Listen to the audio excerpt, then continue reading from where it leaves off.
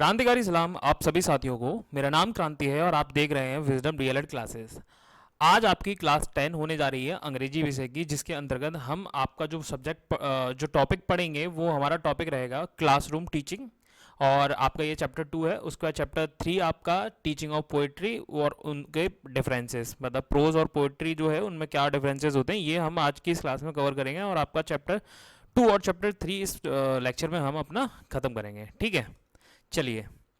आपका classroom teaching आपका ये टॉपिक है। उससे पहले मैं आपको इसके रिगार्डिंग मैं आपको थोड़ा सा एक बेसिक इंट्रोडक्शन दे देता हूँ, जिससे आपको समझ में आ जाए कि हाँ क्लासरूम टीचिंग होता क्या है। ठीक है, चलिए समझते हैं कि क्लासरूम टीचिंग होता क्या है।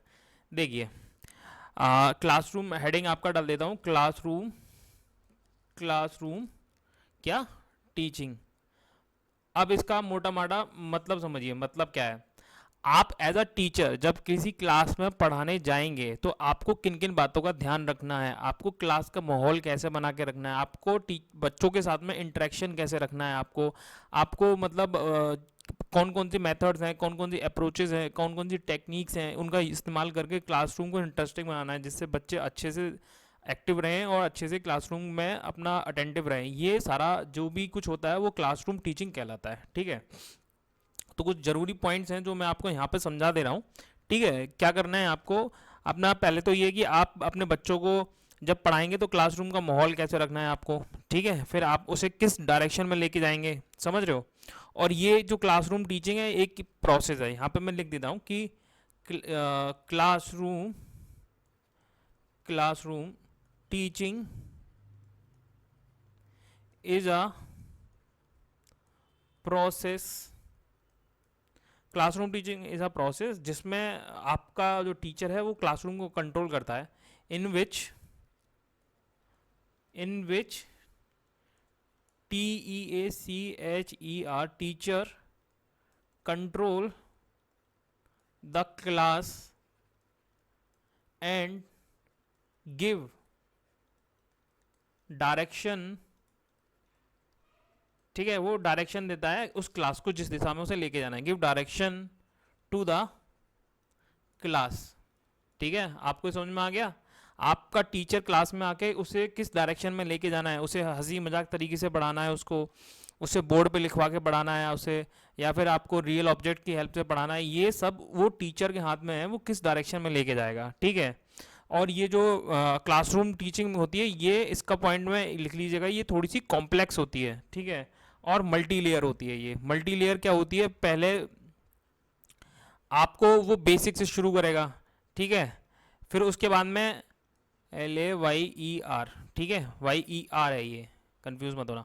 कॉम्प्लेक्स होगी, मल्टीलेयर होगी। मतलब क्या होगा, टीचिंग क्लास में आपको बहुत टीचर जो है बहुत स्लोली स्लोली चलेगा और फिर आपको कॉम्प्लेक्स स्ट्रक्चर, कॉम्प्लेक्स जो है चीज़ें हैं वो उनको पढ़ाएगा। ठीक है, तो ये मल्टी लेयर में चली जाती है। ठीक, और जो टीचर होता है वो यहाँ पर एक बहुत एक्सट्रीम रोल प्ले करता है, जिससे जो क्लास है वो एक मीनिंगफुल क्लास बने और एक उसमें इन्वायरमेंट जो है अच्छा रहे। ठीक है, तो मैं यहाँ पे शॉर्ट में लिख देता हूँ कि टीचर क्लासरूम को, ठीक है, हिंदी में बता दे रहा हूँ आपको, क्लासरूम को अच्छे वातावरण में अच्छे वातावरण में लाता है। ठीक है, और teacher plays a key role in the teaching classroom teaching. ठीक है, यहाँ पे लिखना पड़ेगा teacher plays a key role इन, किसमें, टॉपिक क्या हमारा, क्लासरूम टीचिंग। ठीक है, उम्मीद करता हूँ आपको ये कुछ कुछ पॉइंट हैं जो मैंने आपको बता दिया है समझ में आ गया होगा। एक यहाँ पे छोटी सी और एक मतलब एक जनरली क्वेश्चन पूछ लेते हैं। ठीक है, पिछले टाइम पूछा गया था, वो क्वेश्चन मैं बता देता हूँ। क्वेश्चन क्या पूछा गया था कि what is the most important device of classroom teaching. Important device क्या है, इम्पोर्टेंट डिवाइस क्या है, इंपॉर्टेंट डिवाइस क्या है क्लासरूम टीचिंग की। तो आपका आंसर होना चाहिए क्वेश्चन। जब टीचर जो है बच्चों से क्वेश्चंस पूछता है तो वो उसकी क्लासरूम टीचिंग की इंपॉर्टेंट डिवाइस है। ठीक है, उम्मीद करता हूँ बहुत सरल भाषा में समझाने का प्रयास किया, आपको समझ में आया होगा। अब चलते हैं आपकी प्रॉपर सीक्वेंस वाइज। ठीक है, अब पढ़ते हैं पहला डेफिनेशन क्या है क्लासरूम टीचिंग की। क्या कह रहा है, classroom teaching is a process of classroom teaching is the process of sharing knowledge and facilitating learning in a classroom setting. It involves a complex social interactions between teachers and students where both parties interrupt and understand classroom activity. Interrupt का जो मतलब होता है उसका मतलब होता है व्याख्या करना। ठीक, इसका जो मोटा माटी है हिंदी में एक बार और समझते हैं, आपको समझ में आ जाएगा। बेसिकली ये कहना चाह रहा है कि classroom teaching is a process, classroom teaching is एक तरह की प्रोसेस है जिसमें शेयरिंग नॉलेज, जिसमें नॉलेज ज्ञान का आदान प्रदान होता है, and facilitating learning in a classroom setting, जहाँ पर जो क्लासरूम सेटिंग में ये आपका जो लर्निंग है वो मतलब संपन्न होती है। ठीक, इट इन्वॉल्व अ कॉम्प्लेक्स, ये इन्वॉल्व करता है कॉम्प्लेक्स सोशल इंटरेक्शन को बिटवीन टीचर एंड स्टूडेंट, शिक्षक और बच्चों के बीच में सोशल इंटरेक्शन इन्वॉल्व होता है। वेयर बोथ पार्टीज कौन कौन सी, टीचर्स और स्टूडेंट। ठीक है, इंटरप्ट मतलब व्याख्या करते हैं, and understood classroom activity, understand करते हैं क्लासरूम एक्टिविटीज को। ठीक है, अगर हिंदी में और पढ़ते हैं, आपका डाउट जो भी रह गया होगा वो इससे पढ़ने से क्लियर हो जाएगा। क्या कह रहा है, कक्षा शिक्षण ज्ञान साझा करने और कक्षा सेटिंग में सीखने की सुविधा प्रदान करने की प्रक्रिया है। ठीक, पहला क्लियर। इसमें शिक्षकों और छात्रों के बीच एक जटिल सामाजिक संपर्क शामिल है, जहां दोनों पक्ष कक्षा की गतिविधियों की व्याख्या और समझ रखते हैं। ठीक है, आपको समझ में आ गया। बेसिकली ये क्या है, इसमें बच्चा और टीचर आपस में इंटरेक्ट करके एक क्लासरूम टीचिंग का माहौल क्रिएट करते हैं, जहाँ पर जो टीचर है वो बच्चों को अपने मतलब गाइडेंस में बच्चों को पढ़ाता है। तो ये पूरी की पूरी प्रक्रिया जो है क्लासरूम टीचिंग कहलाती है, कक्षा शिक्षण कहलाती है। ठीक है, समझ में आ गया।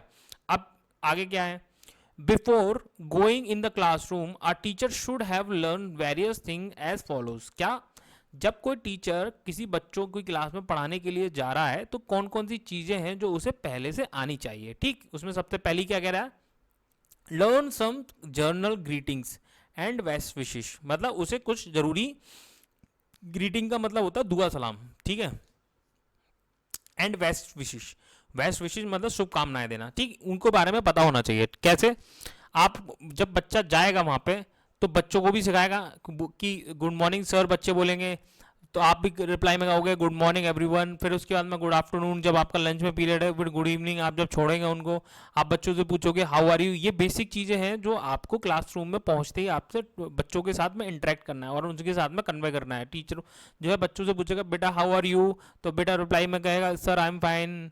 ऐसे करके आपको बेसिक चीज़ें हैं, ये जनरल ग्रीटिंग्स हैं, वो आनी चाहिए आपको। ठीक, दूसरा क्या है, recognition of word for person. जैसे आपके मतलब वहाँ पर स्वीपर होता है तो वहां पर आपको ये शब्द पता होना चाहिए। ऐसे नहीं बोलना चाहिए, बोलोगे आपकी ओए रामू इधर आके क्लास साफ कर दे, इस तरह की भाषा का प्रयोग नहीं करोगे आप स्वीपर्स हैं, कॉबलर है, आयरन स्मिथ है, कारपेंटर है, बार्बर है, ये सारी चीज़ों की जो स्पेसिफिक नेम्स हैं, जैसे पियोन है, ठीक है, जो घंटी बजाता है पियोन है, तो इस तरह की चीज़ें हैं, प्रॉपर नाम आप उनके नाम से बोलेंगे। कि बच्चों को बोलेंगे कि बेटा जाना पियोन भैया को बुला के ले आना, बेटा जाना स्वीपर भैया को बुला के ले आना, बेटा जरा कॉबलर के पास जाना और ये सही करा लाना। इस टाइप के वर्ड्स का प्रयोग करना है, ये आपको शब्द आने चाहिए एज बीइंग अ टीचर। ठीक है, ये आपका दूसरा पॉइंट हो गया। तीसरा, नेम ऑफ वाइल्ड एनिमल्स, यहाँ पे वाइल्ड आएगा, ठीक है, WILD, ठीक, यू हो गया वो।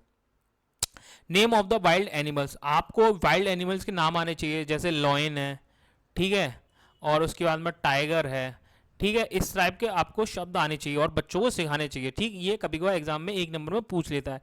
नेम ऑफ द वर्ड्स आने चाहिए, अब मैं वर्ड्स के नाम नहीं बताऊंगा, पैरट है, ठीक है, इस टाइप के वर्ड्स आप स्पैरो है, इस टाइप के वर्ड्स आप पे लिख सकते हैं। यहीं पे सिमिलर फ्रूट्स है, एप्पल है, मैंगो है, गुआवा है, लीची है, वेजिटेबल में ब्रिंजल है, और उसके बाद में आपका बीन्स है, उसके बाद में आपका लेडी फिंगर है। इस टाइप की 10 आपकी वेजिटेबल्स हैं, आपको पता होनी चाहिए। ठीक, प्लांट्स के बारे में पता होना चाहिए कि अशोक का पेड़ है, या फिर अपना ये यूकेलिप्टस का पेड़ है, या फिर प्लांट्स में और जो डिफरेंट टाइप के प्लांट्स होते हैं उन सब के नाम आपको यहाँ पे पता होने चाहिए। नेम ऑफ द बॉडी पता होना चाहिए, टंग क्या है, हैंड आर्म क्या है, चिक कौन सा है, आपको चिन कौन सा है, ये सब आपको पता होना चाहिए।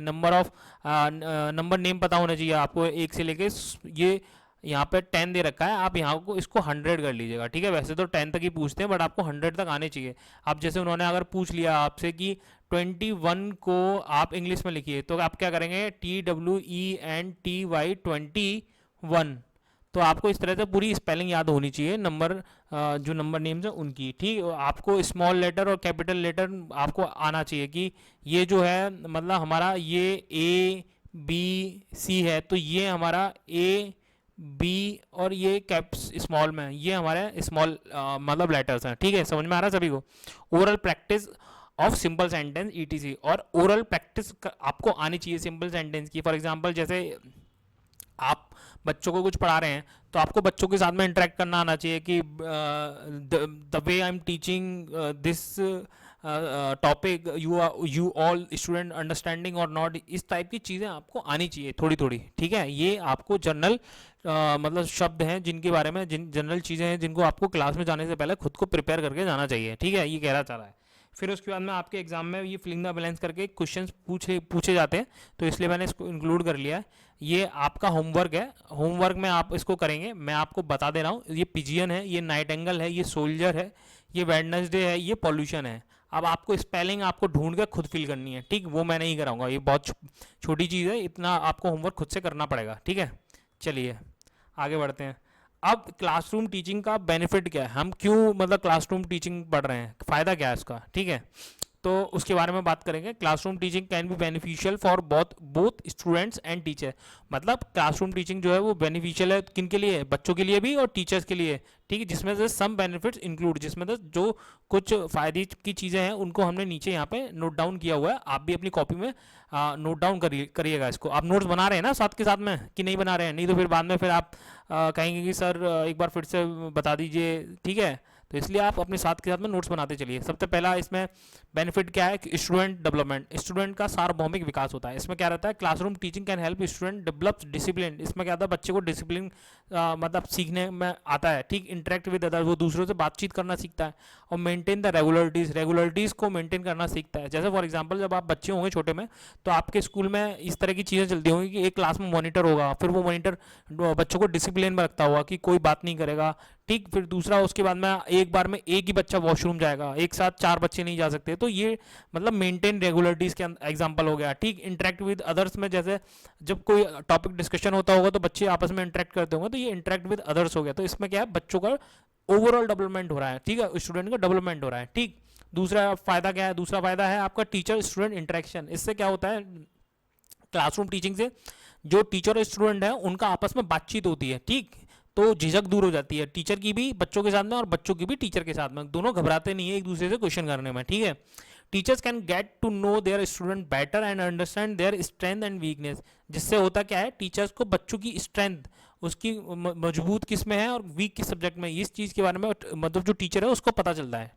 ये फायदा है अपना दूसरा। तीसरा फायदा क्या है, question and answer session. Question और आंसर सेशन होता है जिससे जब बच्चों में आपस में इंटरेक्शन करना सीखे, तो सिंपल सी बात है, टीचर भी बच्चों से क्वेश्चन पूछ सकते हैं और टीचर और बच्चे भी टीचर से क्वेश्चन पूछ सकते हैं। दोनों का मतलब आपस में रोल मतलब 50-50 का है, ठीक। Teacher can answer student question immediately, और जो टीचर से क्वेश्चन पूछेगा वो टीचर जो है बहुत आसानी से उनका आंसर बता के बच्चों के अंदर मोटिवेशन ला सकता है, ठीक है। ये आपका तीसरा पॉइंट। चौथा पॉइंट क्या है, स्टडी मटेरियल्स।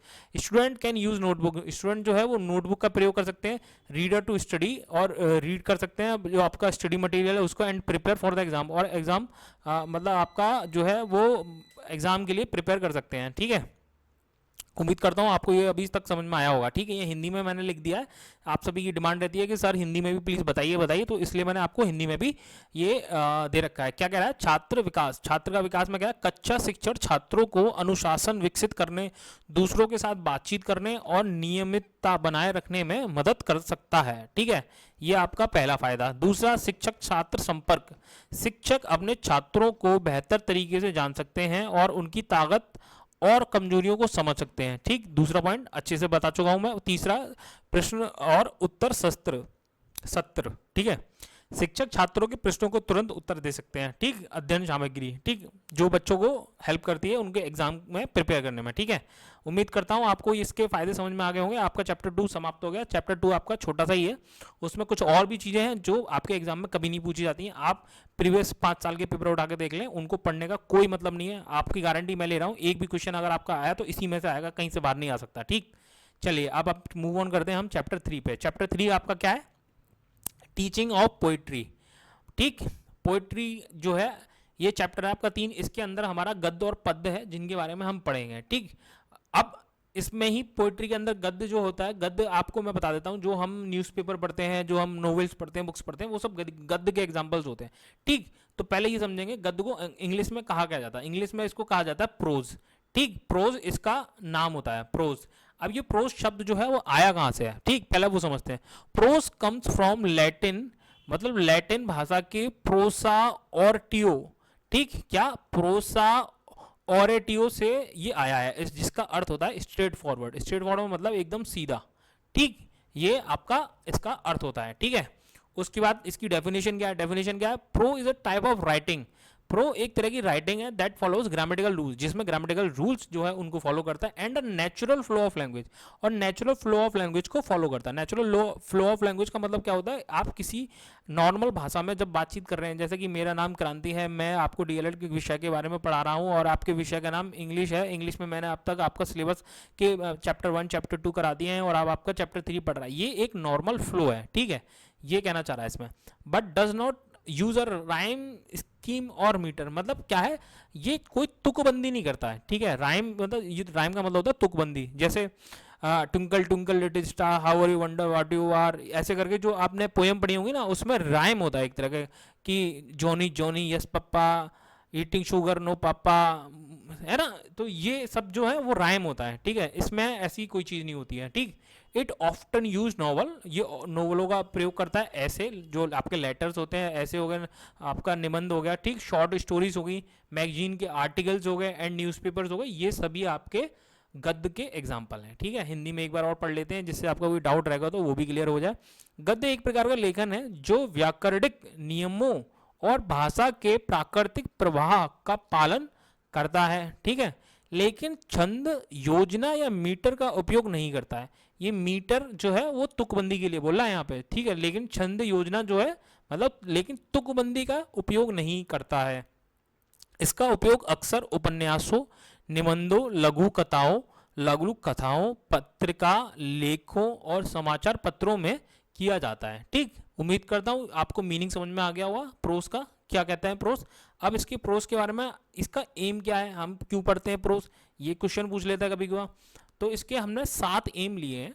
आप चाहें कोई से भी 4 एम एग्जाम में लिख के आ सकते हैं, नंबर आपको पूरे मिलेंगे जो आपको सिंपल लगता हो। इसीलिए मैं 2 और कोशिश करता हूँ कि 3 में आपके एग्जाम्पल एक्स्ट्रा लेके चलूँ, जिससे जिस बच्चे को जो समझ में आए वो एग्जाम में लिख के आए वो। ठीक है, इसलिए मैं आपके लिए पूरा मतलब कोई कमी नहीं रखता हूँ पढ़ाने में। ठीक, सबसे पहला पॉइंट क्या है आपका? अंडरस्टैंडिंग। अंडरस्टैंडिंग क्या होता है? लैंग्वेज के बारे में अंडरस्टैंड करता है। इसकी वजह से क्या कह रहा है? Student should be able to understand the meaning of the passage, जो मतलब पैराग्राफ है आपका, पैसेज है, उसका अर्थ समझने के लिए उसका इंटरेस्ट आता है और वो पैसेज को अच्छी तरह से पढ़ पाता है। And the idea it's contains, और वो जो आइडिया उस पैसेज के अंदर है उसको वो समझ पाता है। ठीक है, अंडरस्टैंडिंग क्या इसका मतलब ये है। ठीक, रीडिंग। रीडिंग का क्या है?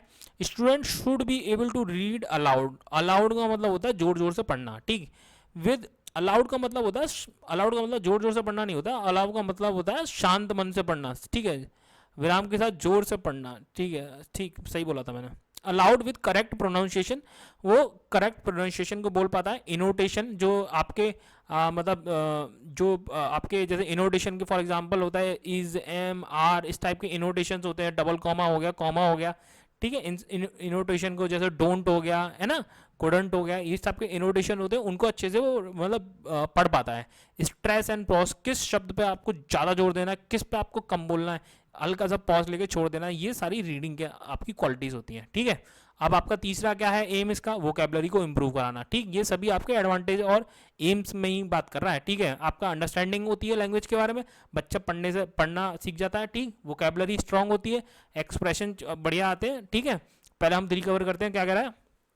Student should be able to enrich their active and passive vocabulary. जो आपकी एक्टिव और जो पैसिव वोकेबलरी होती है वो उसको इनरिच मतलब फुल मतलब ज्ञान अर्जित करना। इनरिच मतलब समझ लो जो आपको अच्छे से इनहेंस कर पाए, आपकी एबिलिटीज को और इम्प्रूव करें, ये कहना चाह रहा है इसमें। ठीक, आपका चौथा क्या है? एक्सप्रेशन। एक्सप्रेशन क्या है?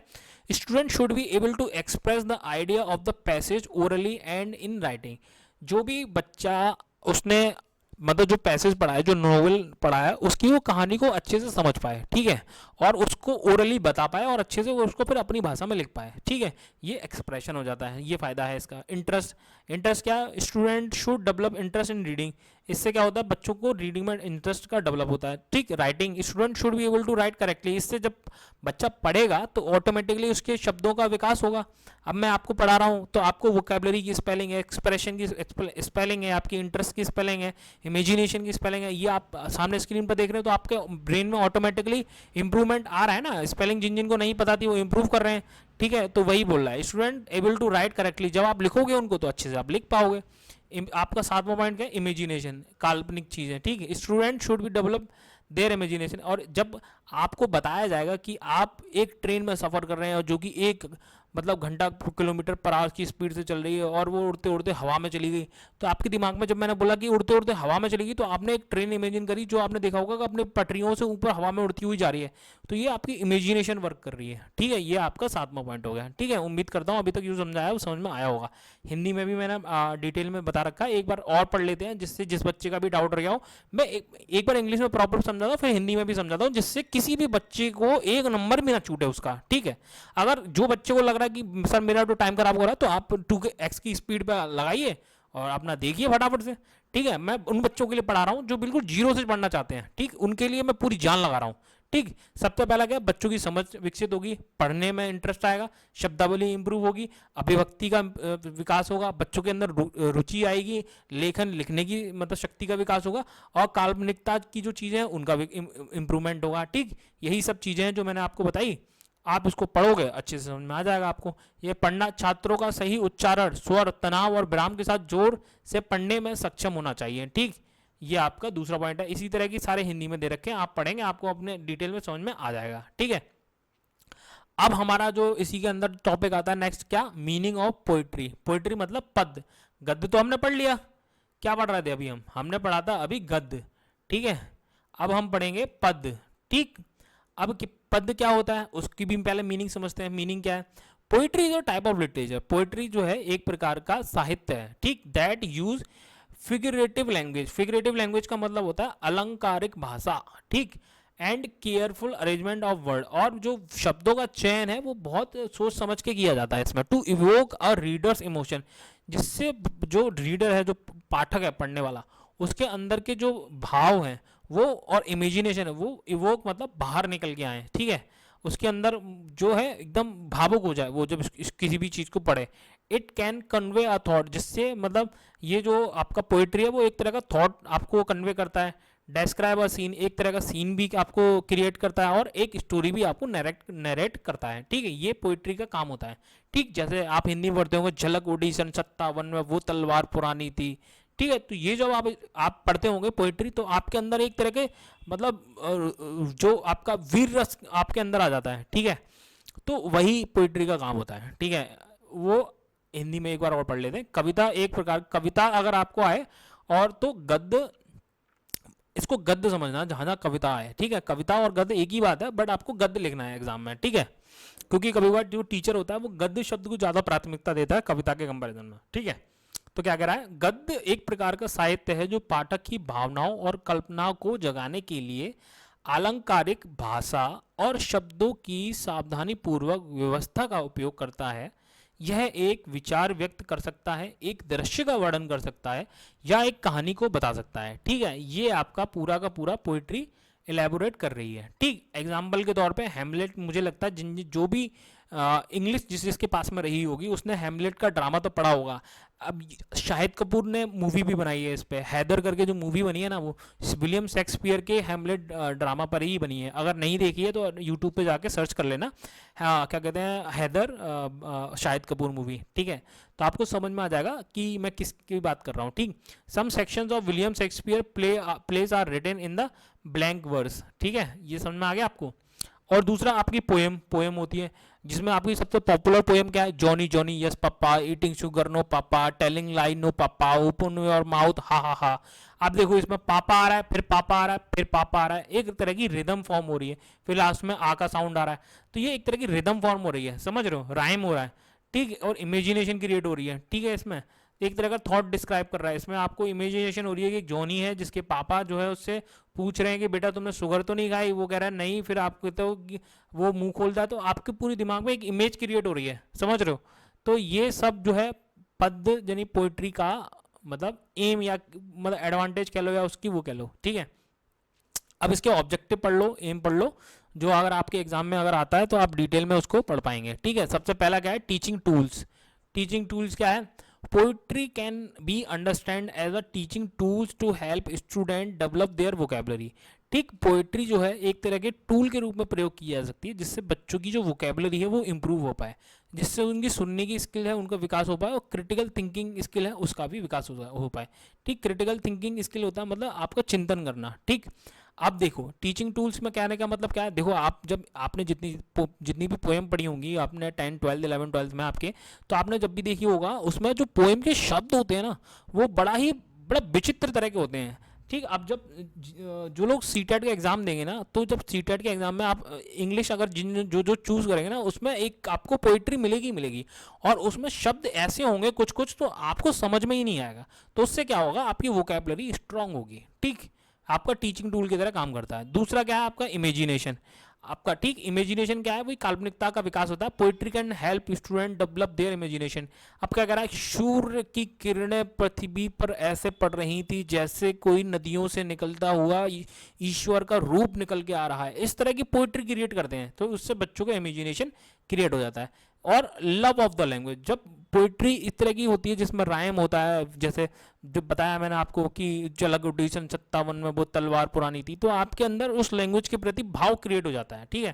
Poetry can help student develop a love of language and the beauty of the language, ठीक। उस लैंग्वेज की जो ब्यूटी है उसके बारे में प्यार हो जाता है आपको, और मतलब स्टूडेंट उस लैंग्वेज के प्रति बहुत ज़्यादा आकर्षित हो जाते हैं, ठीक है। ये आपका थर्ड हो गया। चौथा, नेचुरल स्पीच ऑफ रिदम, मतलब the rhythm of poetry can help student acquire a natural speech rhythm. आप जैसे मैंने आपको पढ़ा कि Johnny Johnny yes papa, eating sugar no papa, तो आपने भी मेरे साथ जब दोहराया होगा तो आपकी भी एक नेचुरल स्पीच ऑफ रिदम जो है वो मेंटेन हो गई आपकी, ठीक। तो ये आपका इसका ऑब्जेक्टिव होता है, ठीक। आपका इंजॉयमेंट होता है, बच्चों का इंजॉयमेंट होता है जब आप उसको, जैसे आप हिंदी में पढ़ते होंगे, मछली जल की रानी है, जीवन उसका पानी है, हाथ लगाओ डर जाएगी, इस तरह की जब एक्शन करके बताते होगे तो बच्चे बड़ा इंजॉय करते हैं उस चीज़ को, तो उस इससे फ़ायदा होता है, ठीक। क्योंकि क्लास जो है वो आपकी इंटरटेनिंग रहती है, बच्चे एक्टिव रहते हैं, बच्चे सोते नहीं हैं, उनका दिमाग कहीं और नहीं जाता है, ठीक। Poetry can help student enjoy रिटिएशन रिसिएटेशन ऑफ द पोएम, ठीक है। आपका छठा क्या है, love of poetry. Poetry can help student develop a love for reading and writing poetry. इससे क्या होता है, बच्चों को पोइट्री के प्रति लव होता है, मतलब प्यार उत्पन्न कह लो, या फिर उसके प्रति मतलब थोड़ा लगाव हो जाता है, जिससे जो बच्चे हैं वो रीडिंग करते हैं पोइट्री की और लिखना भी शुरू करते हैं, ठीक है। जैसे शायर बन जाते हैं बहुत से लोग, ठीक है। सेल्फ एक्सप्रेशन मतलब poetry can be a way for the poet to express their thought and feeling. अब जो पोइट होते हैं, जैसे सुभद्रा कुमारी चौहान ने ये लिखा था झांसी की रानी, तो उस पोइट के एक्सप्रेशन चमके उस पोएम में कि वो कितना एडमायर करती थी झांसी वाली रानी को, ठीक है। तो ये पूरा सेल्फ एक्सप्रेशन को एक्सप्लेन कर पाता है पोइट्री अच्छे से, ठीक। लव ऑफ पोइट्री हो गया, इंजॉयमेंट हो गया आपका, नेचुरल स्पीच ऑफ रिदम हो गई, लव ऑफ लैंग्वेज हो गया, इमेजिनेशन हो गया आपका टीचिंग ऑफ टूल्स हो गए। ये 7 आपके एम्स ऑब्जेक्टिव हैं इस पोइट्री के। ठीक है, उम्मीद करता हूँ बहुत अच्छे से समझाया, समझ में आ गया होगा। जिसको अगर नहीं आया है तो हिंदी में भी दे रखा है भाई साहब, हिंदी में भी पढ़ लीजिए, क्योंकि बहुत से लोग कहते हैं कि नहीं नहीं सर आया नहीं। तो एक बार वीडियो रिपीट करिएगा, अच्छे से मैंने समझाया, नहीं आया फिर भी समझ में तो ये हिंदी में दे रखा है, एक बार मैं पढ़ देता हूँ, नहीं तो कहेंगे कि सर आपने तो पढ़ के बताया भी नहीं। शिक्षण उपकरण, ठीक, कविता जहाँ जहाँ पे आ रहा है वहाँ वहाँ पे अपना पद कर लेना है। ठीक, पद का उपयोग छात्रों को उनकी शब्दावली सुनने के कौशल और महत्वपूर्ण सोच कौशल विकसित करने में मदद करने के लिए एक शिक्षण उपकरण के रूप में किया जा सकता है। ठीक है, आपको समझ में आ गया। दूसरा, कल्पना। कविता छात्रों को उनकी कल्पनाशीलता विकसित करने में मदद करती है। ठीक, आपकी इमेजिनेशन को विकसित करने में हेल्प कर रही है ये। ठीक है, पोइट्री, भाषा के प्रति प्रेम को डेवलप कर रही है ये पोइट्री। प्राकृतिक भाषण लय, आपकी जो बोलने की कला है उसको इम्प्रूव कर रही है ये पोइट्री। आनंद, आपको इंजॉयमेंट फील करा रही है ये पोइट्री। कविता के प्रति प्रेम आपको उत्पन्न करा रही है ये पोइट्री। आत्म अभिव्यक्ति, आपका सेल्फ कॉन्फिडेंस है उसको इम्प्रूव कर रही है ये पोइट्री। ये सारे आपके लक्ष्य और उद्देश्य हो गए पढ़ाने के क्लास में। ठीक है, उम्मीद करता हूँ समझ में आया होगा। अब जो जो पढ़ाने जा रहा हूँ ये आपका भाई साहब जिनने नहीं पढ़ा है वो यहाँ पर पढ़ ले, ये आपका आप सबसे इम्पोर्टेंट चीज़ है। ठीक है, क्या है इम्पोर्टेंट, ये आपका इम्पोर्टेंट है सबसे ज़्यादा। ठीक, आपका क्या कह रहा है, की difference between prose and poetry. ठीक, ये जो लिखा हुआ है वो मैं बताता हूँ क्या लिखा हुआ है। ठीक है, सबसे पहला आपका प्रोज यानी गद्य और दूसरा आपका पोइट्री यानी पद्य, इन दोनों में अंतर क्या है। सबसे पहला पॉइंट पढ़ते हैं। सबसे पहला पॉइंट क्या है, follow the structure of everyday speech. रोजमर्रा की जिंदगी में जो प्रयोग किए जाते हैं शब्दों का, उनको एक स्ट्रक्चर फॉर्म में लिख के उनका प्रयोग करता है ये प्रोज। ठीक है, follow a rhythm of the structure. उदाहरण के तौर पे मैंने आपको बताया, आप कोई भी जब कहानी लिख रहे हैं नोवेल में तो आप नॉर्मल भाषा की प्रयोग कर रहे हैं, लेकिन आप एक रिदमेटिक स्ट्रक्चर किस में फॉलो करेंगे, पोइट्री में। जहाँ पर आपको पोइट्री कैसे लिखी जाती है, जो मैंने आपको पोइट्री बताई थी कि ओपन माउथ हा हा वाली पोइट्री, मछली जल की रानी है, तो उसमें क्या रहता है, कहानी की तरह नहीं होता है वो एक मतलब आपने 4-5 शब्द लिखे उसके बाद फिर नीचे आ जाते हैं, फिर नीचे आ जाते हैं, ऐसे करके आप पोइट्री लिखते हैं। ठीक, वो आप नॉर्मल बोलचाल वाली भाषा उसका प्रयोग नहीं करते हैं। ठीक, आपका पहला पॉइंट क्लियर, पहला पॉइंट इसका भी क्लियर। दूसरा क्या है, does not rely on rhyme, ये राइम पर मतलब रिलाई नहीं करती है आपका गद्य।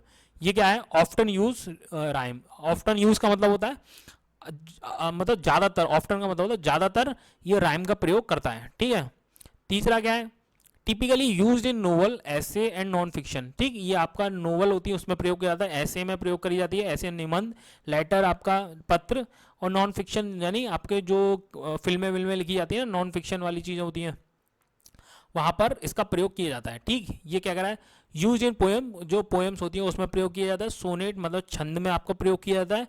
और ये हाइकूस एक जैपनीज काव्य है उसमें प्रयोग किया जाता है। एंड लाइमरिक्स, लाइमरिक्स क्या होता है, इसमें एक तरह की तुकबंदी होती है जिसमें आपका ए बी बी ए इन सब चीज़ों का प्रयोग करके एक पोएम जो है बनाई जाती है। ठीक है, और चौथा पॉइंट क्या है आपका, चौथा पॉइंट क्या रहा है, कम्युनिकेट मीनिंग डायरेक्टली। ये जो मीनिंग है वो डायरेक्टली कन्वे करता है, ये घुमा फिरा के कोई भी चीज़ नहीं करता, स्ट्रेट फॉरवर्ड आपके सामने रख देता है।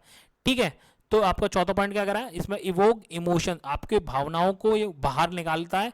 एंड कन्वे इनडायरेक्ट मैसेज, और इनडायरेक्ट मैसेज आपके सामने कन्वर्ट करता है। जैसे दोहों में बोला जाता है ना कि रहीमन पानी राखिए बिन पानी सब सून, मोती गए ना उबरे मोती मानस चून। तो ये क्या है, इसमें कई सारे मीनिंग निकल रहे हैं इस चीज़ के। ठीक है, तो इसलिए ये चौथा पॉइंट आया कि evoke emotions and convey indirect meaning. ठीक है, ये आपका चौथा पॉइंट होता हो गया। ठीक है, पांचवा क्या है, generally longer and more detail. आप देखो नोवेल आपने पढ़ी होगी या आपने लेटर पढ़ा लिखा होगा, तो क्या रहता है, लेटर हम कम से कम 1 पेज का लिखते हैं, नोवेल हमारी 250 पेजों की होती है, 100 पेजों की होती है। तो जब भी ये जो गद्य लिखा जाता है तो वो जनरली हमेशा लंबा होता है पोइट्री के कंपेरिजन में। ठीक है, तो वही इसमें 5वें पॉइंट में क्या कह रहा है, यूजुअली शॉर्टर, ये आपका शॉर्टर होता है। ठीक, छंद जो होती है ज़्यादा से ज़्यादा आपको 16 लाइन में खत्म हो जाएगा। ठीक है, और इससे भी कम में हो जाएगा। मोर कंसाइज, बहुत क्रिप्स होता है, बहुत छोटे मतलब उसमें ये लिखा जाता है। ठीक, उसके बाद क्या कह रहा है आपका फोकस। ठीक है, उसके बाद क्या कह रहा है ये आपका छठा पॉइंट कह रहा है आपका कि focus on character and plot. ठीक, इसमें कैरेक्टर और प्लॉट है उस पर फोकस करा जाता है। इसमें कैरेक्टर मतलब जैसे आपने मूवी देखी होगी उसमें शाहरुख खान का कैरेक्टर है या फिर किसी का कैरेक्टर है, पहले वो बिल्ड करा जाता है फिर प्लॉट बिल्ड किया जाता है। ठीक, ये इस तरह से मतलब वर्क करता है ये गद्य। ठीक है, 7वां पॉइंट क्या कर रहा है इसमें, poetic device like metaphor. Metaphor क्या होता है, एक तरह की figure of speech, figure of speech नहीं होता है, कुछ फिगर ऑफ करके ही ऐसा कुछ होता है, मुझे याद नहीं आ रहा अभी, उसमें जिसमें आपका मेटाफर होता है, पर्सोनिफिकेशन होता है और ओनोमाटोपोइया होता है, इस तरह के जो है सिमली होता है।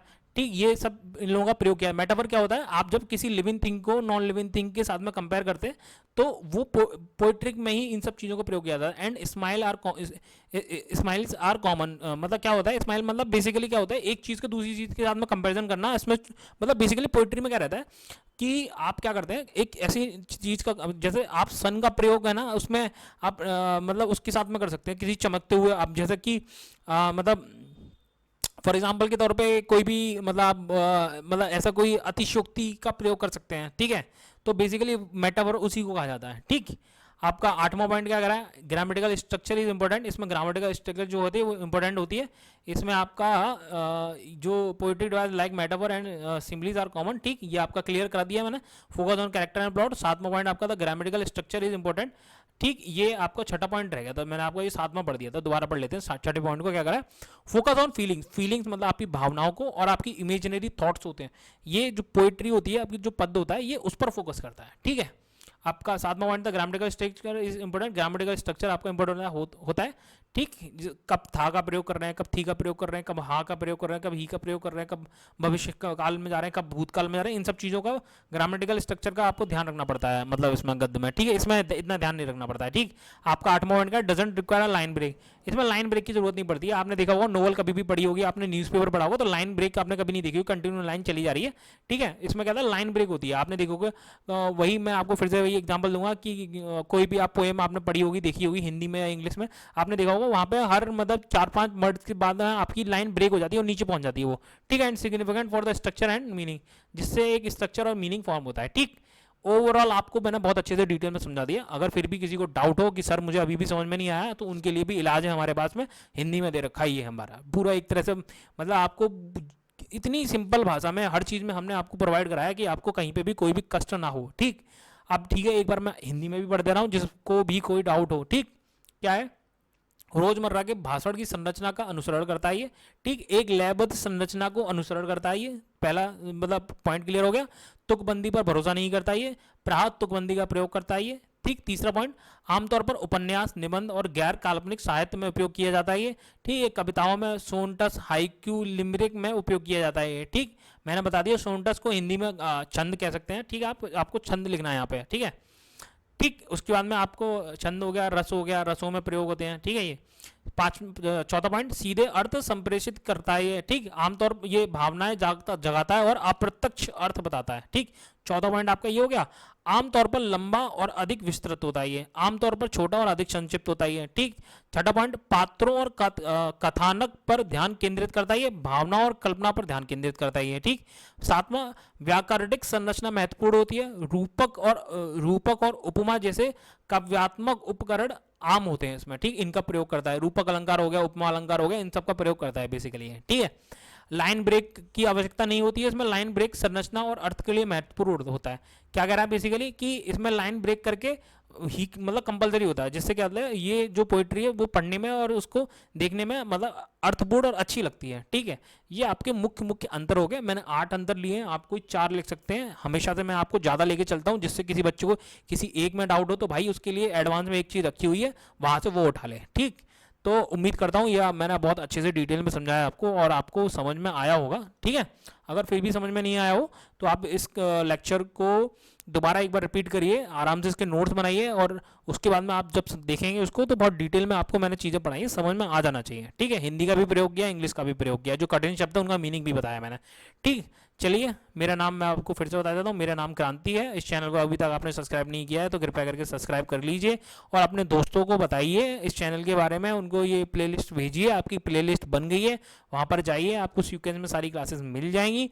ये हमारा टेलीग्राम चैनल का लिंक है, जिन बच्चों को PDF चाहिए उस टेलीग्राम चैनल में जुड़े और ये आज की क्लास की PDF आपको वहाँ पे मिल जाएगी। नीचे व्हाट्सएप चैनल की लिंक दे रखी है, व्हाट्सएप चैनल पर भी जाके आप जुड़ सकते हैं। ठीक, आपको उम्मीद करता हूँ ये लेक्चर पसंद आया होगा और विजडम DLED क्लासेस पे आपको आकर अच्छा लगा होगा और अपने सभी दोस्तों को बताइए कि विजडम DLED क्लासेस आप सभी के लिए कितनी मेहनत कर रहा है। उम्मीद करता हूँ आपको ये सारे विषयों की जो क्लासेस चल रही हैं उन सभी के बारे में आपको अच्छे से समझ में आ रहा होगा। चलिए, मिलते हैं तब तक के लिए आपसे नेक्स्ट वीडियो में, तब तक के लिए जय हिंद।